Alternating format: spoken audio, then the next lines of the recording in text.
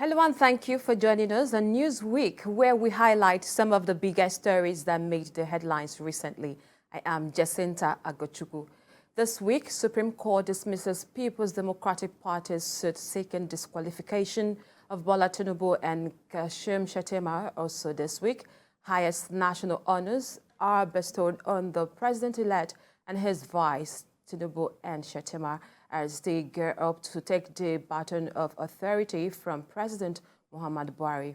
Later on the show, President Buhari is in the news once again. This time, he inaugurates the newly completed Dangote refinery, the second Niger Bridge, and other projects. All the details in a moment. Stay with us.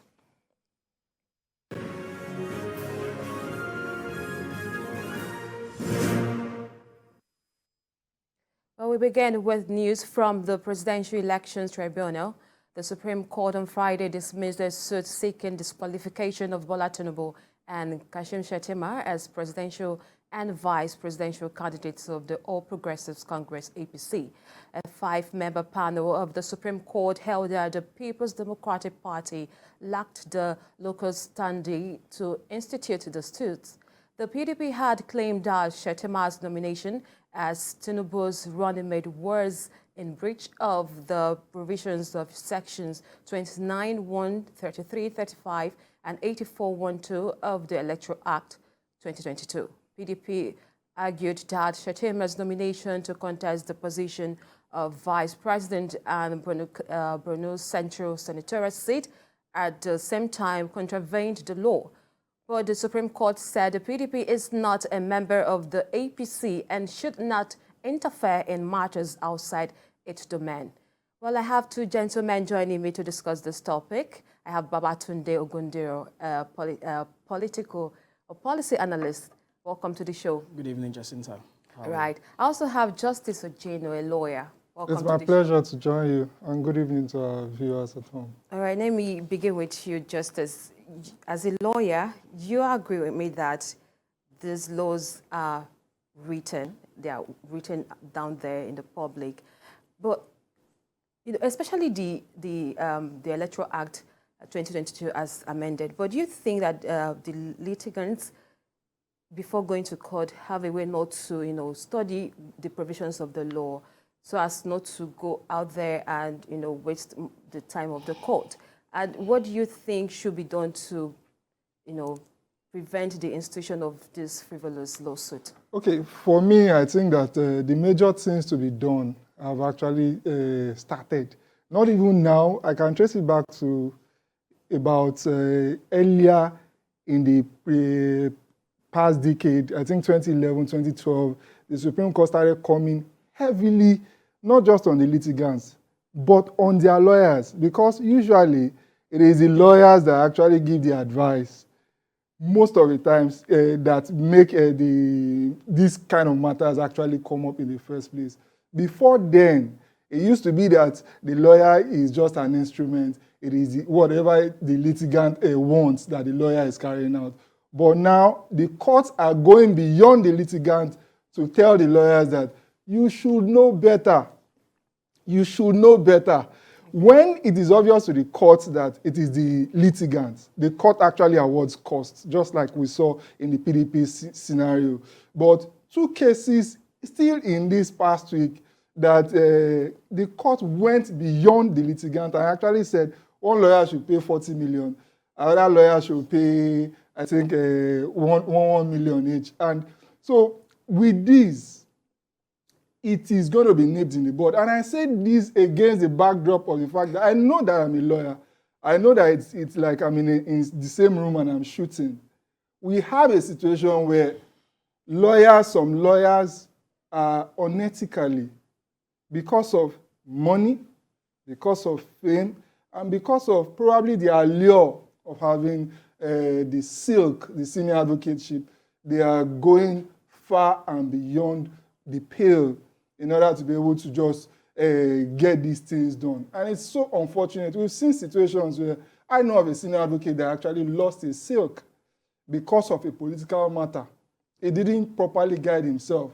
And we have situations, even In the Bayelsa case too, where the Supreme Court has actually decided that a person, the present PDP governor, is the rightful owner of the office. Some senior advocates that have their names, popular names, still went ahead to still try to appeal a matter that the Supreme Court has actually adjudicated upon right in the Supreme Court.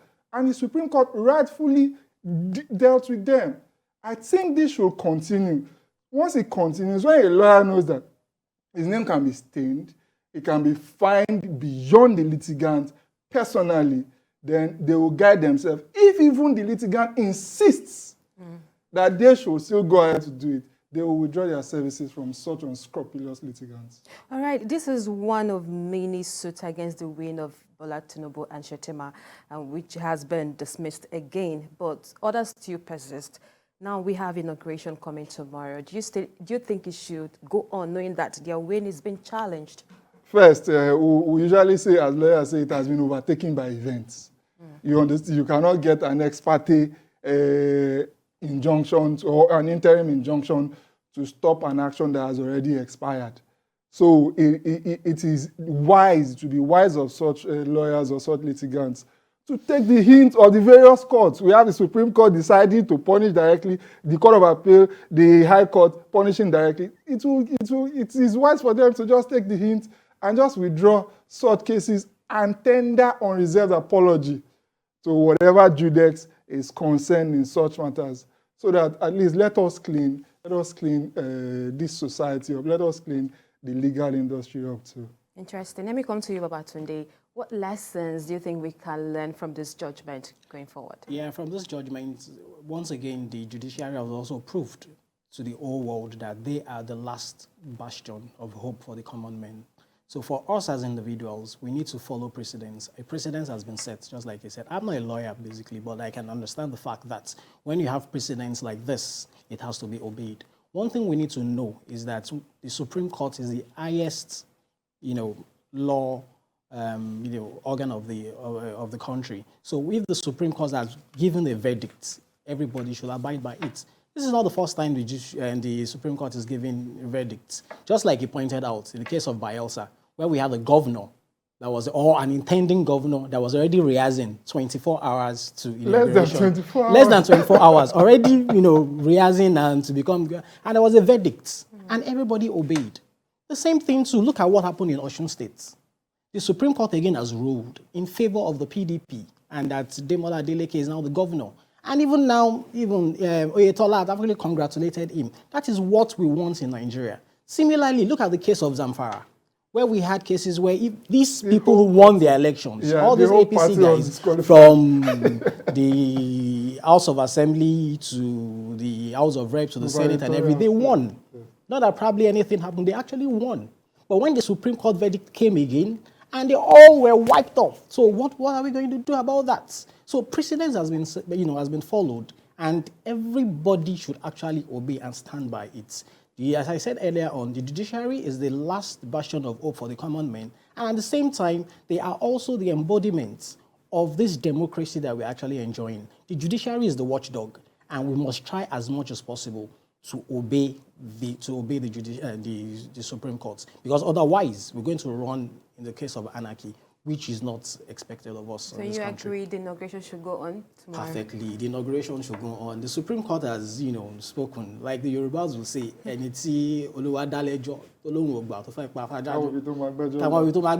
you get. It means that if God has actually awarded a case for you, has been saying that, oh, Jacinta, this is what I'm giving you, who else will come around and say it's the other way around? So that's just it. The inauguration should go. And even Nigerians are already basking in the euphoria that the new administration is coming in and everybody wants to see the renewed hope. So let everything just go in place. All right, gentlemen. So let's take a time out, and Newsweek continues in a moment. Stay with us.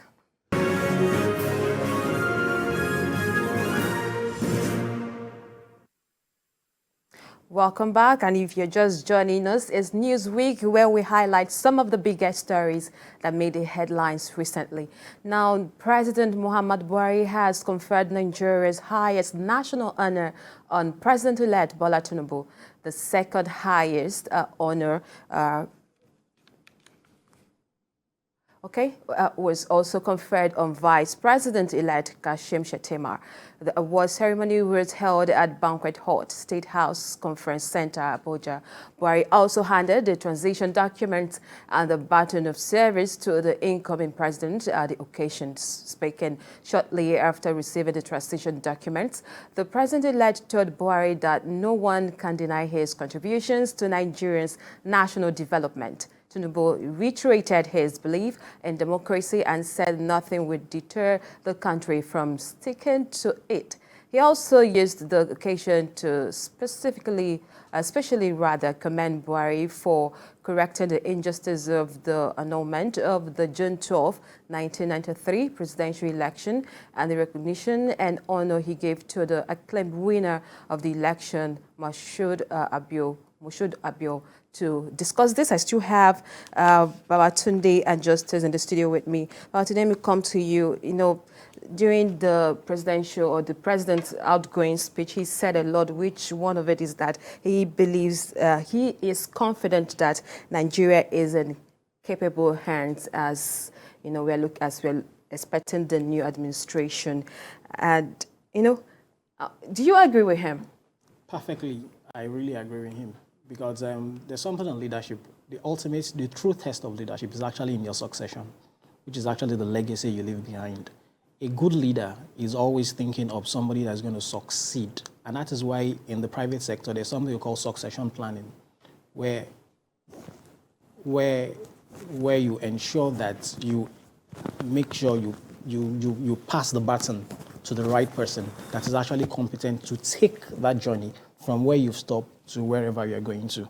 And fortunately for us, this is the first time we're having a president that is fully prepared for this task. Underline the word, fully prepared for this task. This is somebody that rose through the ranks, got to the pinnacle of his career in the private sector, then ever since joined public service. He was one time a senator. He became a governor 2 times of Lagos State, which is actually the biggest or the most complicated state we have in Nigeria, which is about the GDP of about 7-8 African countries put together. This is the same person, again, that cut a state under the political sages like the likes of MKO Abiola, the likes of Obafemi Awolowo. And at the same time, he was also part of the Yaradua institution. So it means that he has learned from the best, guys. And now is here to put in place everything he's learned for over 30, 40 years for Nigerians to enjoy. And like I said, this is the first time we are having somebody fully prepared. This is not an accidental presidency like we always have in the past. This is the first time we're having somebody fully prepared, both private sector-wise and even public sector-wise. We've had situations where we have presidents of this country that never run a mom and pop shop before. But now we have somebody that has done it before in Lagos State. Over, 30, 35 million people, and yet is now the president of Nigeria. And that was why recently he was also voted as one of the most influential people in the world. So it tells you that Nigeria is in good hands. We should just go to bed and sleep. Interesting. Let me come to Justice. So the president-elect also said that he understands or he knows the magnitude of the tax or duty that awaits him. You hear some people say they don't envy the position of the new administration or the incoming president. If you're going to say now, what do you think the president-elect should start up with as he resumes office? What is this first thing he should start with? Security. He should try everything he can. He should use every trick in a book. He should consult anybody that he can consult. And I don't just mean within the territory of Nigeria. He should wield influence to ensure that we get security intact, we get it under wraps, so that there are a lot of things we are losing in terms of image, in terms of contributions, because the economics usually follows security. The kind of investment you will see, if I have to drop names now, that will go to the UK, you will not see such kind of investment go to Afghanistan or Yemen that is war-torn. So I think that it should improve on security. It should improve also on energy. Once it does those two, I feel that a lot of things will fall in place. Nigerians are in danger of sounding derogatory. Economic animals. When I say economic animals, we are geniuses. We have the drive. Just give us the enabling environment. We'll put the economy in place. Aside from foreign direct investment that we'll be expecting to come in, local investment too will massively take place. The GDP of our country, people will go back to the farms. We should always be reminded that it is agriculture that contributes the most to the bottom line and to the GDP of our country, not oil. Not oil. So if people have the confidence and the capacity to go back to the farms in Benue State, to go back to the farms in Kaduna State, to go back to the farms in Adamawa, in Borno, in Kebbi, I think we'll be better off. There will be unemployment will be almost automatically, naturally taken care of. So if we can get security right and we can get energy right, and of course he's a genius when it comes to economic structuring and restructuring. He has done it before. It's our prayer and our support to him, whether we voted for him or not, because it is in his prosperity that the prosperity of a lot of us lay. So if we keep saying, oh, you don't support him because you didn't vote for him, or you're not happy with the miracle that is practically happening in a few hours' time. See, the Americans, they took it for granted. For more than 200 years, they kept having free transition from democracy to democracy. But they almost lost it. January 6, 2021. That's a democracy that's more than 200 years old. Yet we have ours here, and is this intact? We should keep praying and keep supporting so that the prosperity indeed goes round. All right, let me also get from you, in your opinion, what do you think history will say about the tenure of the outgoing President Muhammadu Buhari? I saw a newspaper headline on Friday where he said, I have fought a good fight. So many people don't agree with that. I don't know whether it was the one that said it, or it is the newspaper people that wrote it for him. Like, he cannot use such Pauline words, the words from Apostle Paul. He is not deserving of it. Yeah, he has fought relatively well, but not as fantastic as it's been exaggerated to be. I feel that, just like it has been said, the president-elect, which will soon translate to being the president in a few hours' time, he has his work cut out for him. I pray that he gets to that magnitude where he'll be able to comfortably say that he has indeed fought a good fight. I don't think that President Buhari has fought a fantastic fight, even though he had some scores that he achieved. Transport, for example, and road. All right, let me also get from you, Babatunde, quickly before we move to our last story for tonight. Do you think history will be kind to our outgoing president?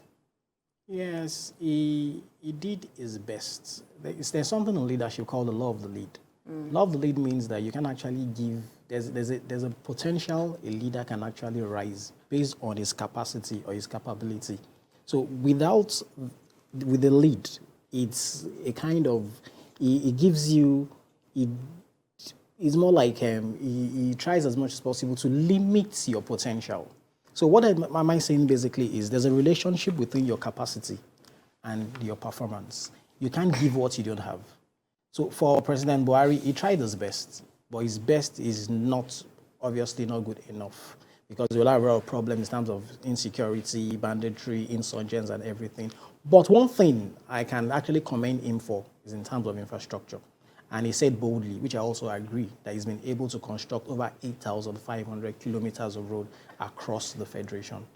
In that area, he did well. But the question is, if you have infrastructure and they're killing your people, who are those who are going to use this infrastructure? That's where I submit my... I can't agree less. All right, gentlemen, let's move to our final story for tonight. During the week, President Muhammadu Buhari inaugurated 7 legacy projects completed by the Federal Ministry of Works and Housing across the country as part of his administration's determination to upgrade and expand the nation's stock of infrastructure. The project includes 3 major bridges, 3 federal secretariats, and a road. The first of the federal secretariats at Awka is located at Executive Business District Layout, Awka South Local Government Area, Anambra State, and it is situated on the 5.106 hectares of land.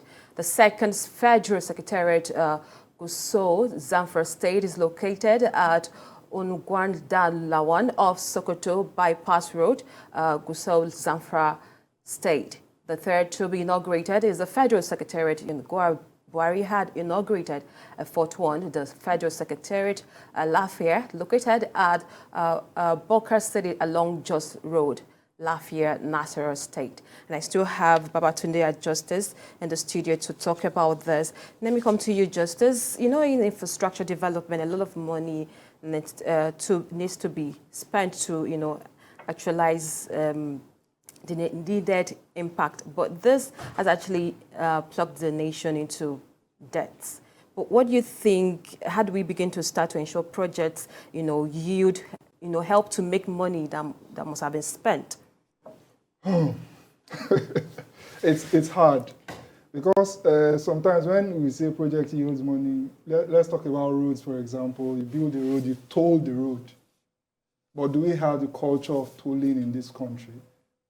I know of a number of roads that President Olusegun Obasanjo at the time tried to build and tolled, and of course the tolling had to be removed at some point. Same thing with Lagos State currently. We have two roads, the Lekki end and the Ikoyi Bridge. Now, despite the amount that has been sourced in order to be able to build those roads, the tolling has been extremely difficult. So if we are talking about infrastructure to generate, if we are looking at it from the angle of road, it is hard because we don't usually have the culture of paying tolls, paying taxes, and all. So that's number one. But we are talking about other kinds of infrastructure, maybe custom infrastructure. We know that because people won't be able to take their goods or whatever it is they are importing or exporting without having to pay. Maybe at those points. But again, those kind of tolling or increase in excise amounts, they are also adversely affecting the economy because the cost is going to be passed to the end user or the end purchaser, as the case may be. So it's a dicey way because the role of government really is not essentially to generate revenue. It's a social role. Is to provide infrastructure. It is for the government to create enabling environment for the private sectors to be the ones to generate the revenue and pay the tax that is needed for the government to be able to build capital projects. All right, we're almost out of time, but let me just have your take in regards to the expectation, so much expectation from this refinery. But do you think this one single refinery is the problem, is a problem solver to all we have to be solved in the country? No, it's not, but it's just a step in the right direction. At least like they say, that Rome was not built in a day. And a journey of 1,000 miles begins with a single step. So if we have someone like Dangote coming up with, we also have somebody like BUA, this is Alaji, and you know, coming up with this, and we can encourage people to come up with. Then it will get to a point that we'll have enough of this, and this will be able to go around, and we have enough to actually export, where we can actually earn you know, foreign exchange for the country. So I think it's the right step in the right direction. We just need to encourage them to do more and get the federal government or the government at large to create an enabling environment to make businesses, MSMEs, to work in Nigeria. That's all. All right. Thank you very much, gentlemen. I've been speaking to Justice Ojeno, a lawyer, and as well Babatunde Ogundiro. Right? I hope I got that right. Yeah, thank you for your contribution so far to this topic. And as well, thank you for being part of the show. Remember, you can follow the conversation on our social media platform at TVC News NG or on our website at tvcnews.tv. I am Jacinta Agochukwu. Until next week, it's goodbye.